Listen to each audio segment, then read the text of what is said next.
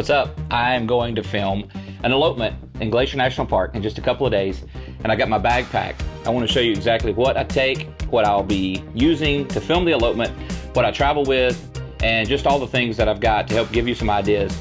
So one really big thing for me is having smaller gear, having less gear, taking stuff that I know that I'm going to need and leaving all the extra stuff at home. I'm able to pack for this trip in carry-on only. I've got the backpack, and then I've got a roller carry-on that I have with my clothes. I have the tripods and this Peak Design camera cube inside of the roller bag. But the roller bag has my sleeping bag, my camping pad, and my pillow because I'm going to be camping a couple of nights while I'm there. I'll take a couple of days on Tuesday and Wednesday to just hike around different places, get some scenic shots, get some interesting things about the park. The park is one of the characters in this film. Really, it's just me, the photographer that I'm shooting with, and the couple. And I like to focus on the couple, but really the third character is the location. Glacier National Park is the place that they chose to go, and it's an amazingly beautiful place. I've been there so many times, and it's still a place that I love to go explore. And so I want to be able to capture the beauty of Glacier and not be tied to just the wedding day. So I'm going to spend a couple of days early while I'm there to explore the park and to film different things around the park to incorporate into their film. So let's get into the bag. Start off with, I've got a Peak Design bag. I've got my travel 45-liter bag. On the outside, I've got my Falcam V2 quick release plate. Love this thing. It's much better, in my opinion, than the Peak Design one that I used for years. This one has just a slimmer profile. When wearing, it's more comfortable. It doesn't have the screws on the side.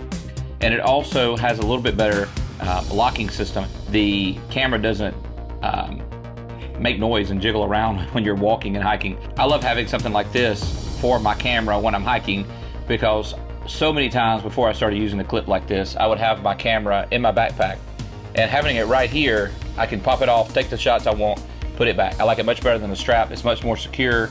It's not dangling to my side.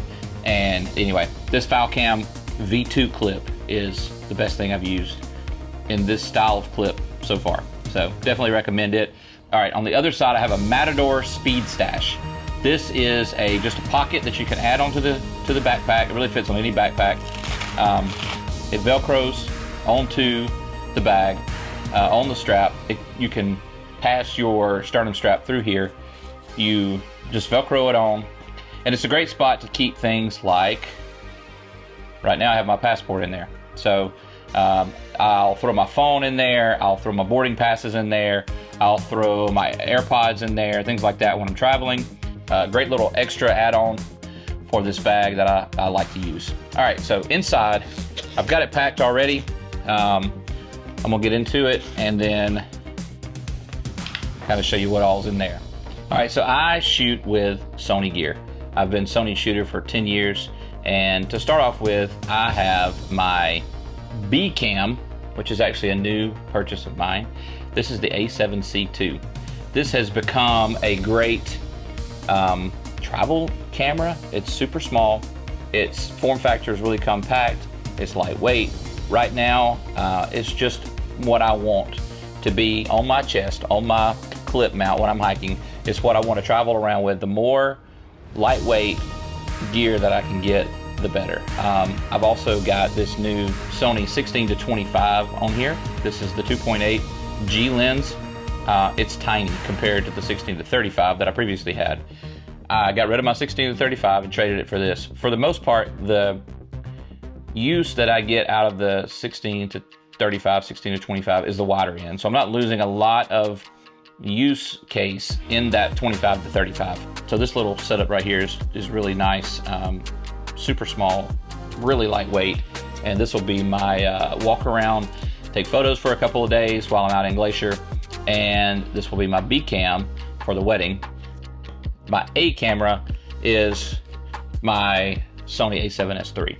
So I'm doing video only for this elopement. I'll be working alongside a photographer, and so this is my go-to. I use my A7 IVs normally if I'm going to be shooting photo and video, but this case, it's video only, and then it's in a cage. I got the small rig cage on it. I like having the extra grip. I like having the handle here on the side, and yeah. All right, so we'll set the bag off to the side. I'm gonna start pulling lenses out and stuff. All right, so my first lens that I have in here is the Tamron 35 to 150. All right, so this lens it's big, it's heavy. I got it really to replace my 24 to 70 and my 70 to 200. Now, I know this is a big heavy lens, but if you take the 70 to 200, which I have sold now, I don't have anymore, and my 24 to 70, and put them next to each other, beside this, it's still big, but taking the two away and just taking one, this really trimmed down a lot of my space in my bag. It's still heavy, but it trimmed down a lot of space in my bag. So for filming projects, this has been my go-to. It has replaced my 24 to 70. It's become my primary lens for everything that I shoot. It's an f2 to 2.8 all the way through. Next is another Tamron. It's the Tamron 28 to 200. It's a 2.8 to 5.6 lens, but the nice thing about it is it's a lot smaller than this one, and it's like a third to half the weight. I'll have to look at the specs, but the reason I got it is because I'm doing a lot of traveling, and I like having the range of this lens to get the shots when I'm out and about instead of having to have multiple lenses.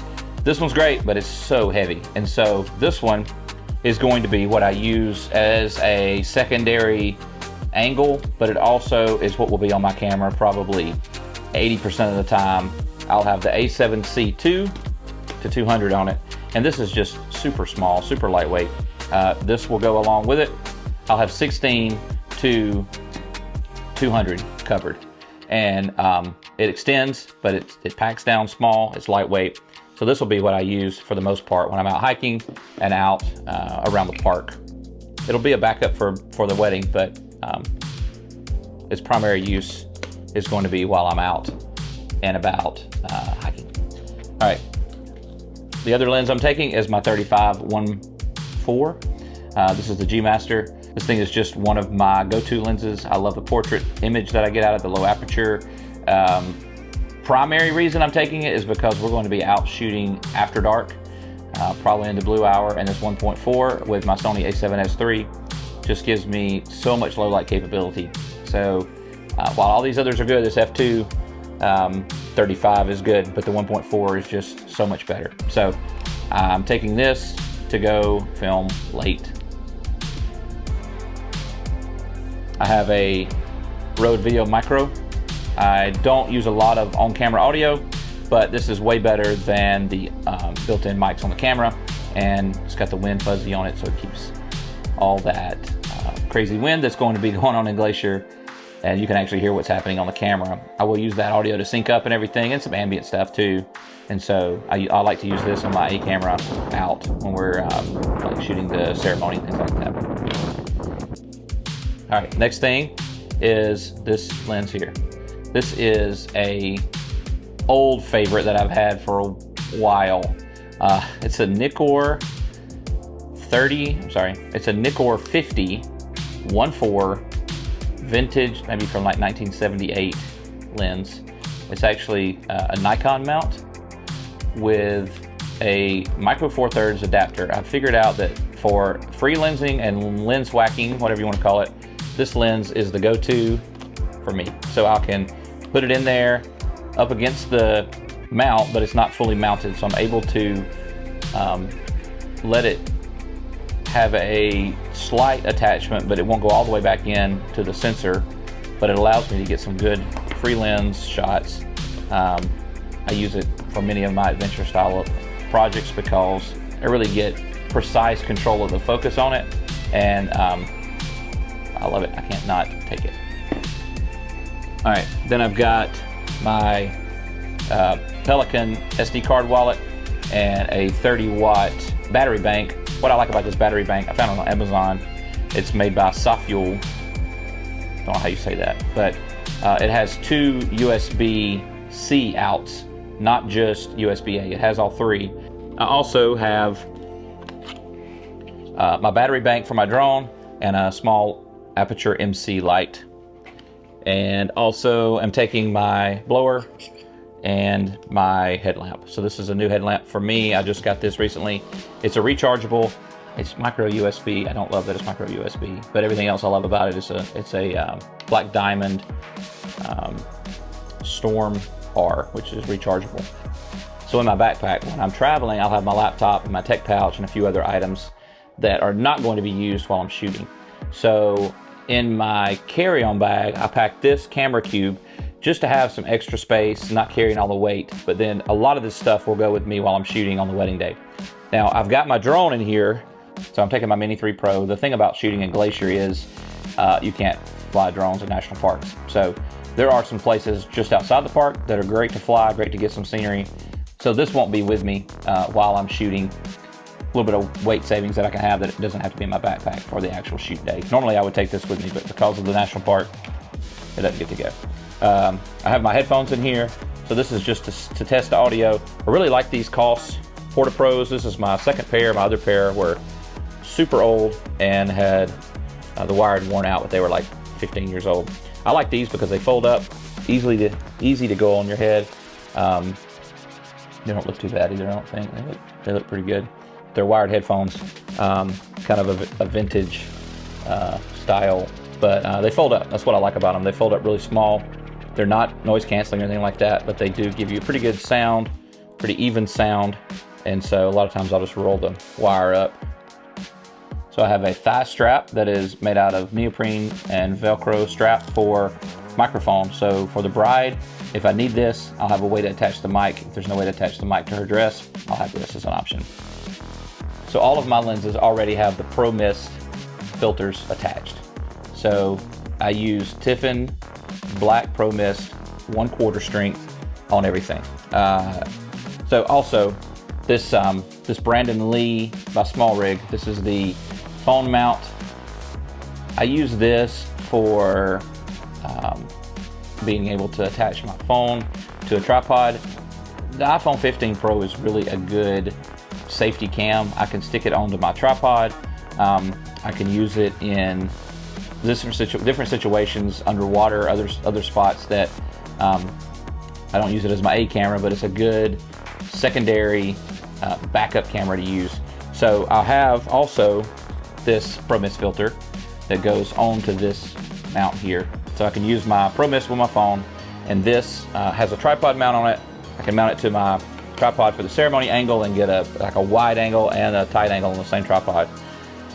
All right, so I got my drone remote, and I have my DJI Osmo Pocket 3. So I've been using this for about 6 months, and I love it. This thing has been super handy. I take it on all my trips now. It is portable. The gimbal is wonderful. The image is great. It's log. It looks very close to my Sony cameras as far as colors. I'm able to match it up really well. On a project like this, which I don't usually use a gimbal anyway that much, this has really changed the game that I'm able to take something this small. So it can also function as a backup camera for the ceremony. I can stick it on a tripod and have it as a wide. I usually have one static camera, and then I'll have another camera that I'm using handheld, and sometimes I'll have two tripods set up with maybe a camera like this or my phone filming a wide shot, and then kind of a medium on my Sony camera on tripods, and then I'll have a handheld camera that I'll move around to get vows and things with. So I really focus my attention on the ceremony during elopements, the vow exchange. That audio I know is going to be my prime audio, and those emotions are going to be the highest for the day typically. And so having multiple angles for the ceremony is pretty important. The rest of the day is pretty flexible. I can work out of a backpack, run and gun with everything that I'm shooting. So that's where having an extra camera like this or my phone is great. Then for audio, I have my DJI Mic 2s. So I'm actually, I've got a couple of different options here. I bought a white one. I wanted one that would be white for somebody with a white dress on or a white shirt or something that would hide if I needed to use the onboard mic. These mics are really actually good, the onboard mic. So if I can, I'll use this on the bride. If not, I'll connect a lav to her and run it down to the thigh strap, and then use an undercover that I have in my bag to hook that up on her dress inside. And then I also have the full kit here. And this is great for running the mics themselves with or without wireless. The wireless on here is good and it transmits to the camera, but really the biggest thing is just having the 32-bit audio. So having that 32-bit audio is my biggest reason for using these. I have some other recorders that I've been using for years, but these, I've been using them for the past 6 months and they have not failed me, and I've just been really happy with these mics. So last thing in here is a battery charger for my Sonys. So everything in here really is, it looks like a lot, but it packs down pretty well, and it's really easy to carry all this stuff in my backpack. Some of this stuff will stay in the car. The drone will stay in the car. The tripods will be in the car most of the time, except for the time that I'm filming the ceremony. So we'll go out to the ceremony, and then once I'm finished with that, some of the heavier, bigger gear that I don't need as extra will stay in the car. So I do have my Peak Design tripods. Really like them. I know they're expensive, but this carbon fiber one really just is so convenient. It's solid. It is lightweight. It's been what I've been using for the past 4 years, I think. This has been my primary tripod. I have a couple of aluminum ones also, but this carbon fiber has been my go-to. So hopefully by showing you this gear that I'm going to be using to film an adventure elopement in Glacier National Park will give you some ideas of things that you need, maybe some things that you're taking you don't need for projects like this, and help you pack a smaller, more portable kit for filming projects like this in awesome places.